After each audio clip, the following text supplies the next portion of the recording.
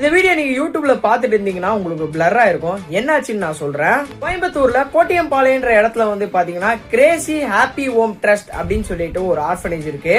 அந்த காப்பகத்துல வந்து பாத்தீங்கன்னா அம்மா அப்பா இல்லாத சின்ன சின்ன பசங்க தான் வந்து வாழ்ந்துட்டு வராங்க.